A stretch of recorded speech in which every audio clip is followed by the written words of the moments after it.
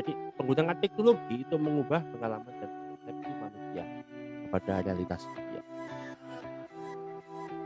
Karena teknologi tadi itu yang membentuk realitas baru yang berbeda dengan realitas kenyataan yang dinamakan realitas instrumental. Mungkin ada yang mau coba sharing? Advent, Mbak. Ya, Advent, silakan. Ya, ketika mendengar filsafat itu lebih ke kayak pengetahuan, akal, pikiran, dan kayak bahasa gitu, Mbak. Oke, dari Michael Julius, filsafat itu implikasi sebuah ilmu yang mendasar dalam berbagai aspek. Oke. Ada lagi nih, Enrico mengatakan ketika mendengar filsafat langsung asosiasinya pada Plato. Nah, oke. Calvin mengatakan filsafat itu adalah kebijaksanaan. Wah, bagus.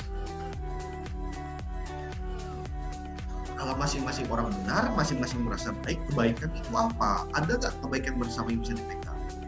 Hancur nilai-nilai bersama. Akibatnya, kita bisa lihat nih, dalam dunia kita sekarang, semua orang hidup dengan caranya masing-masing.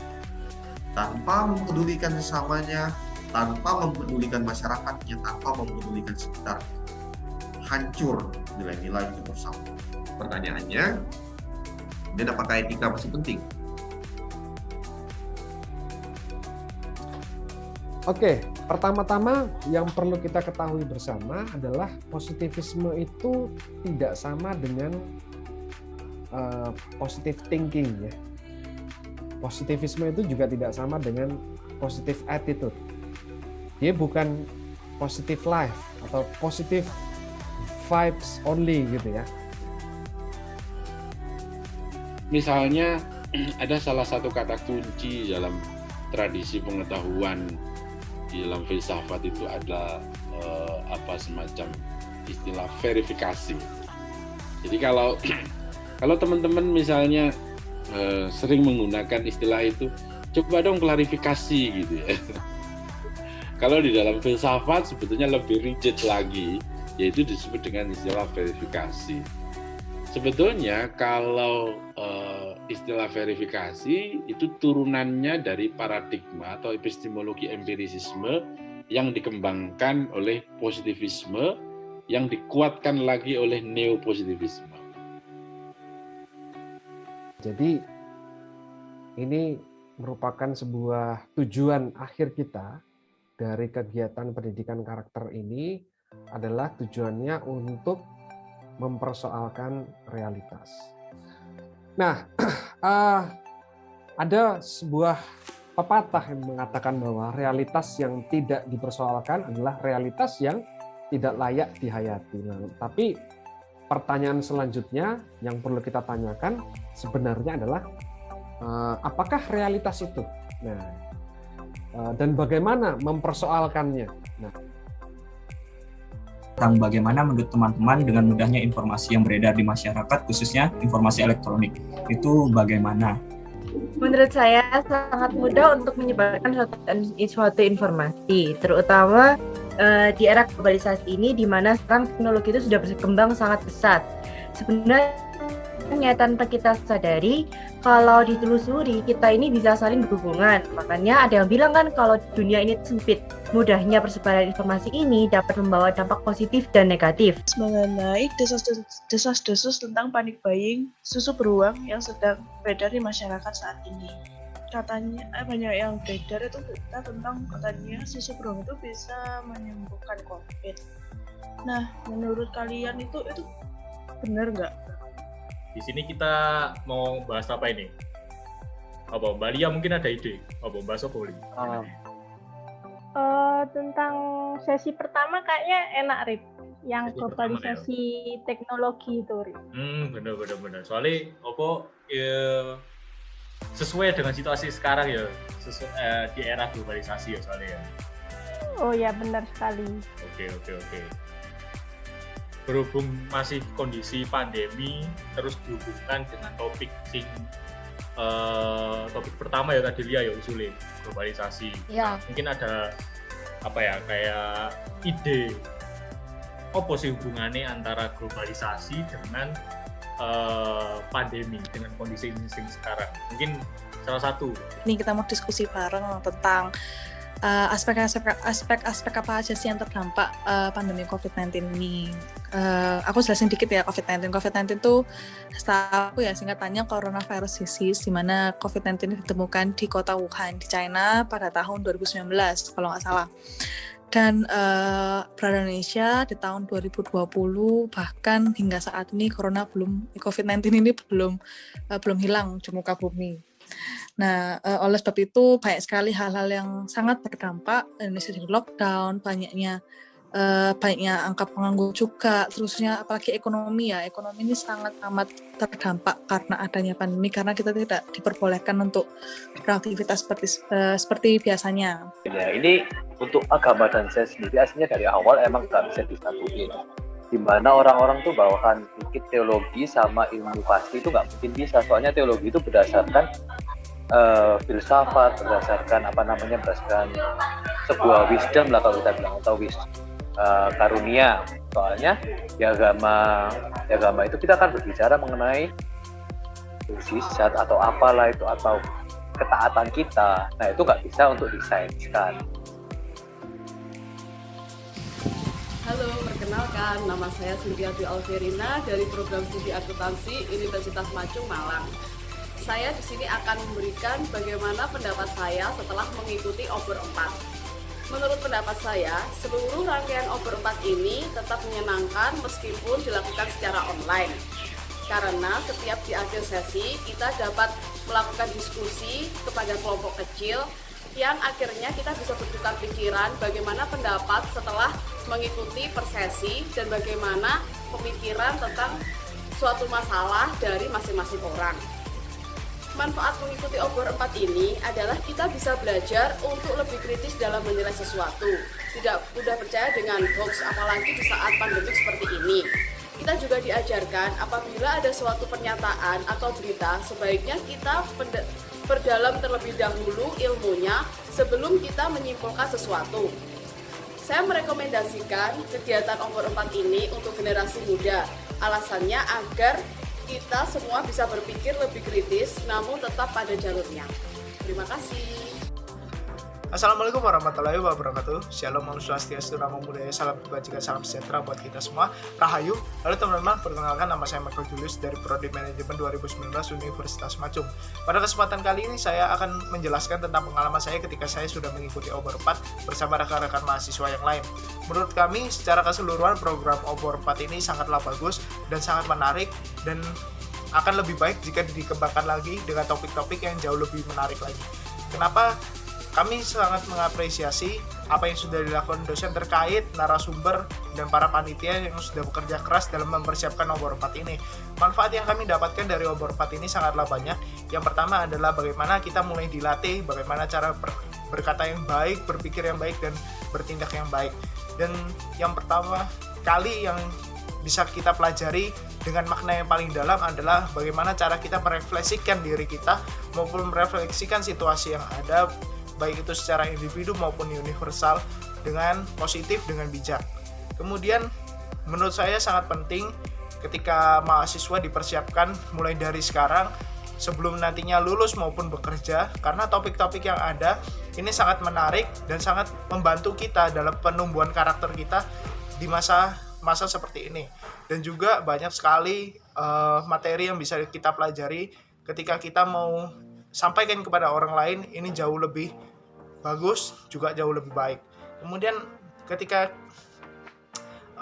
pelaksanaan Obor 4 secara online ini menurut kami sudah sangat baik dan bisa dilakukan setiap tahunnya. Saya sangat merekomendasikan Obor 4 ini buat teman-teman sekalian, baik itu yang belum maupun anak-anak muda di luar sana, karena dengan mengikuti Obor 4 ini kalian bisa rasakan sendiri sensasi perubahan dalam diri kalian ke arah yang lebih baik. Mungkin itu sekian dari saya, jika ada salah kata saya mohon maaf, terima kasih. Halo, perkenalkan nama saya Miftahul Diana dari Program Studi Teknik Informatika 2017. Secara keseluruhan, program Obor 4 ini dapat membantu mahasiswa maupun generasi muda Indonesia untuk dapat berpikiran secara lebih terbuka. Manfaat yang saya dapatkan sangatlah banyak. Beberapa di antaranya, saya dapat menambah wawasan saya mengenai ilmu filsafat, belajar berpikiran secara lebih terbuka dengan hal-hal yang saya temui, saya lihat, dan saya dengar, menjadi lebih selektif dan bijak mengenai suatu permasalahan. Tidak hanya itu saja, saya juga senang dapat bertemu dengan kelompok saya, karena di dalam kelompok, saya dapat berdiskusi dengan baik dan menggunakan ilmu-ilmu yang sudah saya dapatkan di dalam obor. Obor 4 ini sangat penting bagi mahasiswa yang nantinya akan lulus dan juga berada di dalam dunia kerja. Karena jika nantinya kita menemukan suatu masalah, kita bisa menghadapinya dengan bijak dan mencari jalan keluarnya dengan baik, serta sangat membantu kita nantinya yang berada di dalam sebuah tim. Karena sebelumnya sudah diajarkan untuk berkelompok di dalam obor dan dapat diterapkan di dunia kerja saat berdiskusi untuk dapat mencari solusi yang terbaik. Saya sangat merekomendasikan bagi kalian untuk dapat mengikuti obor 4 karena sebagai generasi muda kita harus berpikiran secara terbuka dan mengenal ilmu-ilmu yang didapatkan di dalam obor untuk dapat menghadapi isu-isu yang akan ada nantinya baik hoax maupun tidak. Karena keterbatasan pandemik, menurut saya obor 4 ini sudah berjalan dengan baik.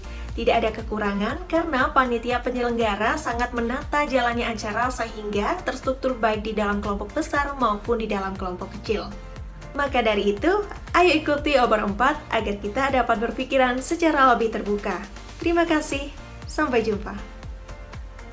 Oke, halo, salam kenal, nama saya Advan Nathanael Teja dari Teknik Informatika 2019.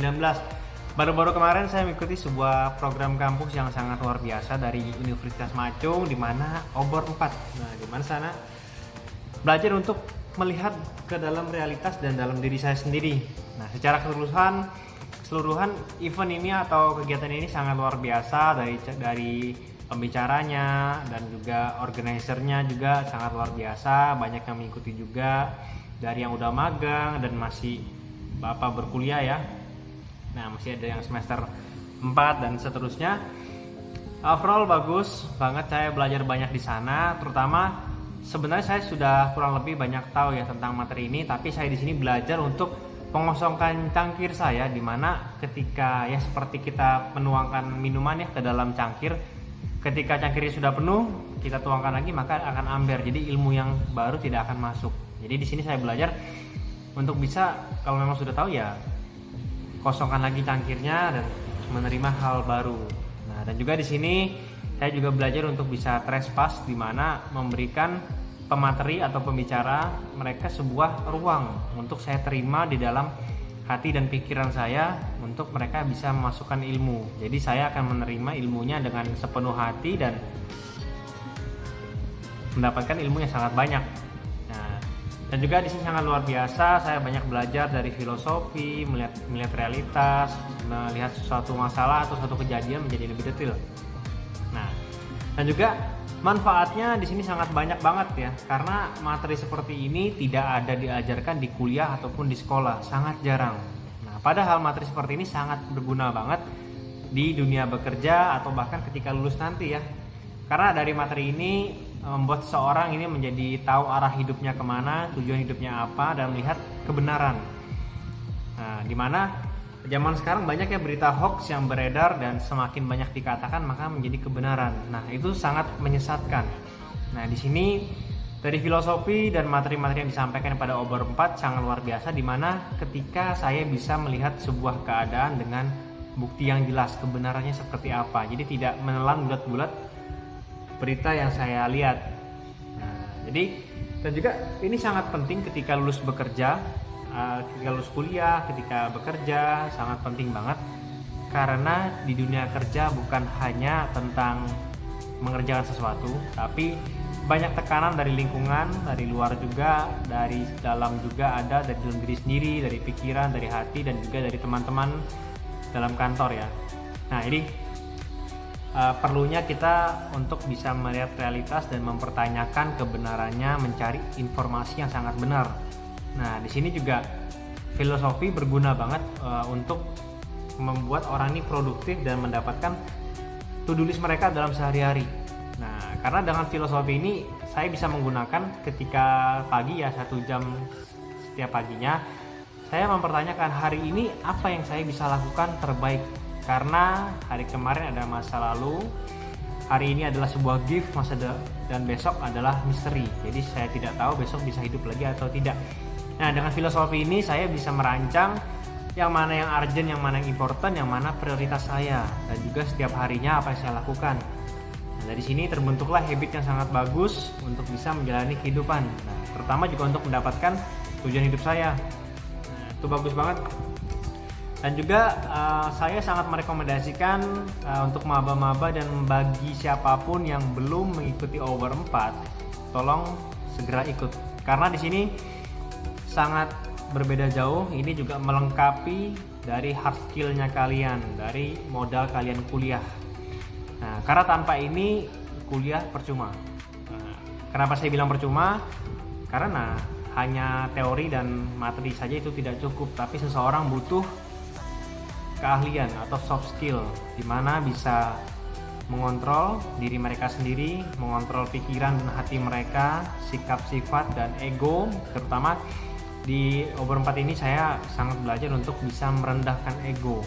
Nah, karena ego ini memakan banyak energi ya, membuat kita juga, terutama saya, membuat saya sangat jadi kekurang informasi. Nah, mau sendiri, nah, tapi tidak melihat realitas. Nah, dan juga ego membuat filosofi menjadi hilang. Jadi saya tidak mempertanyakan ini begini-begini, tapi langsung mengecap. Nah, itu banyak anak muda yang mengalami begitu. Akhirnya kekurang informasi, bahkan dimusuhi lingkungan, menjadi kurang baik hidupnya. Jadi mau sepinter apapun orang, jika attitude-nya tidak bagus ya tidak akan diterima di masyarakat. Jadi saya sangat sarankan bagi siapapun untuk mengikuti Over 4 untuk mendapatkan hidup yang lebih baik, terutama mental health. Nah, dan juga bagaimana komentar saya tentang pelaksanaan secara online. Nah, ya menurut saya sudah sangat bagus ya, sudah sangat bagus lewat Zoom, banyak yang berpartisipasi juga. Nah, pembicaranya ada sesi diskusi bersama di sana, membuat menjadi lebih dekat lagi ya. Nah, mungkin ada beberapa saran dari saya, itu mungkin ketika di sesi obor akan diwajibkan open cam. Nah, kenapa saya bilang open cam? Meskipun banyak alasan ya, nanti anak-anak muda seringnya lagi ini. Nah, karena di zaman online seperti ini kita sudah beda dunia. Nah, dimana bukan bertemu secara fisik lagi, tapi bertemu secara virtual. Nah, tidak open cam bisa dibilang tidak menghargai pembicara dan juga tidak mendengarkan dengan betul. Nah, jadi akan lebih enak bisa open cam.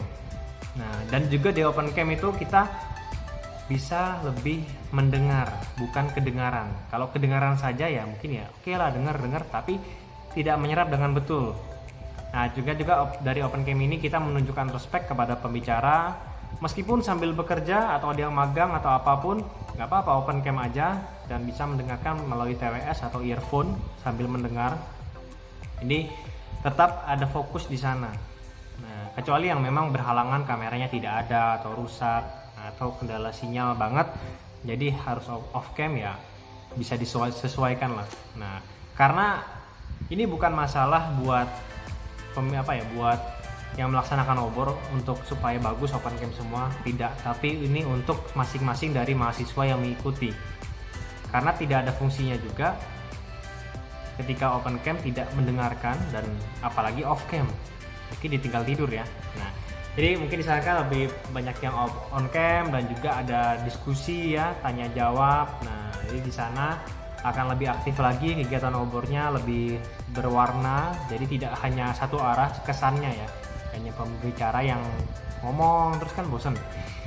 Nah, terus juga untuk sesi diskusi bersama pendamping, saran saya ya untuk dari pendampingnya diusahakan aktif, di mana bisa merangkul, bisa people manajemennya, soft skill people manajemennya dipakai, dimana di sana akan membuat sebuah tim ini lebih bagus dan lebih erat, jadi kerjasamanya lebih kuat. Nah, kecuali beda dengan grup ya. Nah, karena yang saya alami kemarin seperti sebuah grup saja ya, untuk menyelesaikan sebuah misi udah gitu, tadi bukan tim. Nah, mungkin dari saran saya begitu, kegiatan ini sangat bagus bagi kalian semua, tolong ikuti Over 4 karena itu sangat luar biasa banget. Itu ilmu yang memang tidak ada di kampus, cuma itu banyak orang sukses yang memakai ilmu ini. Nah, Mark Zuckerberg, Bill Gates, Elon Musk, mereka semua pasti memakai ilmu ini. Nah, oke, segitu dari saya. Thank you, bye-bye.